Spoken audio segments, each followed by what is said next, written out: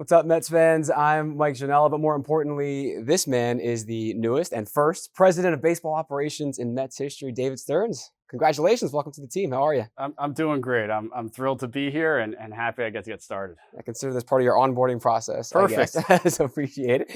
You're doing a lot of media availability, press availability, and you're focusing on all the logistics and the timings and everything with those things. I want to get to know you more as a person and also as an exec for fans to get to know who's going to be hanging around here for the foreseeable future. So the one thing you said is that after a year away from being a president of baseball operations in Milwaukee, this might have been the only opportunity you would have gotten back in that seat for. We all know, grew up a Mets fan, the story is pretty well documented. Is it as simple as just boyhood dream come true, or what else made this the right job at the right time? No, it's more complicated than that. That's certainly a part of it. Getting a chance to come to work here every day, understanding how much time I spent at Shea Stadium as a kid, how much it meant to me and my friends and family. So that's a part of it. The other part of it is understanding Steve and Alex and their desire to really win here and contribute to our community. This is a very unique fit. It's a very unique fit for me. It allows me to get back home, allows me to see some friends and family a lot more regularly than I would have seen them previously. And allows me hopefully to contribute to an organization that means a real lot to me. And so you add all these things up and it was a tough opportunity to pass up. Pretty undeniable calculus, it sounds like. Yes. You grew up a fan and a hardcore fan. The stories about taking the 7 and sneaking into Shea. A lot of people that work in baseball grow up as fans, though, and that kind of diminishes over time. How much of that pure fandom is still left in you, and how much does that inform, or not, your decisions and actions as an exec? So, I've thought about that a lot, taking this job, whether I'm going to be able to control the fan in me in my position. I haven't had to fight those battles in my previous positions, but that will emerge here. And the fan in me at times is not going to be happy with the executive in me making decisions that I think are in the best interest of the organization. So that's real. I've thought about it. I think some balance there is probably the best way to go and is healthiest for the organization. Because there are a lot of fans, I see them on social media all the time, that think they could do your job very easily. And maybe they can. We'll find out. I'm sure I'll hear from them plenty. Yeah, well, hopefully for good reasons. Yeah. You come back after a year serving in an advisory role, not as the day-to-day president of baseball ops in Milwaukee. What did that year do for you mentally, emotionally, maybe physically? Maybe you're sleeping better. I don't know. What's the perspective you got in these last 12 months? Definitely sleeping better. But look, it gave me a year to really take a step back for the first time as an adult and understand what I wanted to do, what fired me up, what got me going, and if I were to do this job again, how I wanted to do it. What I think had worked well for me in the past, and maybe what I could do a little bit better as well. And so it was a really wonderful experience for me. Very fortunate that I was able to do it and take that time. And I think it'll make me a better executive going forward. So what did you learn that you can now apply moving forward, organizationally, philosophically? What's a David Stearns regime look like? So I think first and foremost is it reinforced my understanding of how big these operations are and how having the right people, having passionate people, good people, talented people throughout the organization is really essential. You can get caught up sometimes each individual decision, did each individual's decision break the right way or not? But all of those little decisions are products of an immense amount of work that happens throughout the entire organization. And having the right people in those spots is essential. Because I think what a lot of people might not understand, that your position, it's not just free agents and trades, it's top to bottom, player development, analytics, scouting, everything.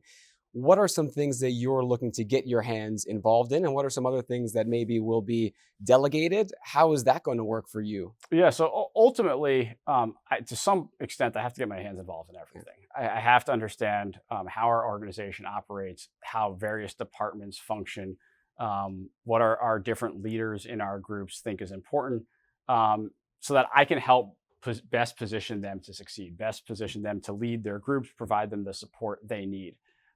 Ultimately, we're going to get to a point where we're functioning at a really high level, and a lot of those responsibilities can be delegated. And we have people in every position where we feel really comfortable. At the outset here, though, I need to learn the organization, and a big part of that is going to be me diving in. So learning the new lay of the land seems like a top priority for you, rightfully so. Once you figure that out, have you thought far enough about what are off-season priorities in terms of personnel or in terms of player development or things specifically you want to work on? Well, look, step one is Major League Manager. That's a really important position for me.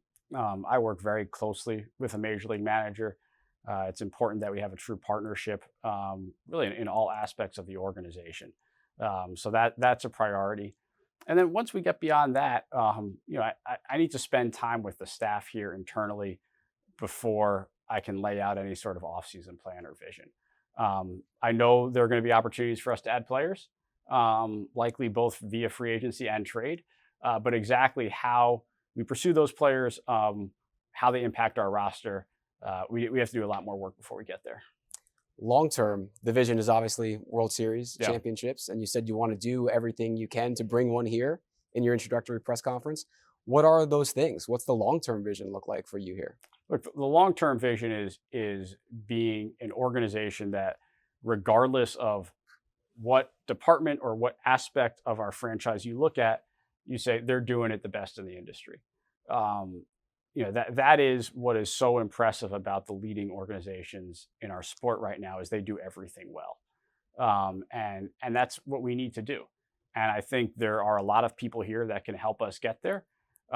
It takes some time, but we're gonna do what we can to get there as fast as possible. Yeah, patience may be required, which I think most people need to understand at some point, especially out of the gate. You're a busy man. I want to try and humanize you a bit, ask you some non-baseball questions. Okay. Is that cool? Let's go for it. Well, the first one's kind of a transition. We've all seen Moneyball. We saw what Brad Pitt did as Billy Beane when he's watching games, right? Pull-ups and working out. How do you watch a game? Are you eating? Are you pacing around? Are you on the phone? What's a game like? What time of year are we at? Are we in May? Is it different April to September? Well, there's going to be a difference between May and October. For most of a regular season, it's some combination of eating dinner with our staff, with our front office, and watching a game. We try to keep it light, right? There are 162 of these things. We can't live and die with every single pitch. But as the games get more intense, as we get towards the end of the season, and certainly in October, I'm locked in pretty good, and I'm watching every pitch. And in October, I'm probably living and dying with every pitch, just like our fans are. Yeah, we're hoping for a lot of those games to be living and dying with soon. What about off the field? What do you do for fun? You got a family you're growing? What do you like to get into? Yeah, I've got two young kids who keep us pretty busy. I like staying physically active. I like running. I'll try to get to the gym occasionally. But when you got a young family and you work the hours that these jobs generally require, the free time's a little few and far between. So most of it is spent chasing around my kids and letting them have some fun. It's physical activity in its own right. That's definitely physical activity. Favorite Met growing up? It's tough to pick anyone but Mike Piazza, right? Like that was sort of the heyday of my Mets fandom. When I was a little younger, because I was playing shortstop in Little League, I liked Kevin Elster, I liked Ray Ordonez. Same. But once you get into those late 90s Mets, tough to pick anyone but Piazza. Yeah, a guy that, obviously his name is everywhere around here when we're talking about that. So looking to replicate that kind of success here soon.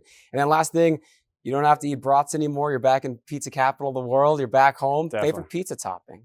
Favorite pizza topping? So I will go plain cheese pizza. Okay. I thought you were going to go favorite pizzeria, and I could give you that too. Please do. About to get blown up. Yeah, so I'll go Arturo's Pizzeria. It's on the Upper East Side. It is a hidden gem in New York City. It's been there forever. Really good. Not going to be hidden for long. And all the staff here behind camera is nodding their heads. So I think David knows what he's talking about. Last thing, I'm going to give you carte blanche. Your message to Mets fans. What do you want them to know? Yeah, my message to Mets fans is to understand that we're going to do everything we can, not only to be successful on the field, create an organization that consistently competes for championships, but also represent ourselves the right way off the field, contribute to our community, and ultimately make everyone who's associated with this organization proud that they are. Mets President of Baseball Operations, David Stearns, thank you so much for taking the time. Thanks, we appreciate it. Thank you. Best of luck. Thank you for watching. See you next time.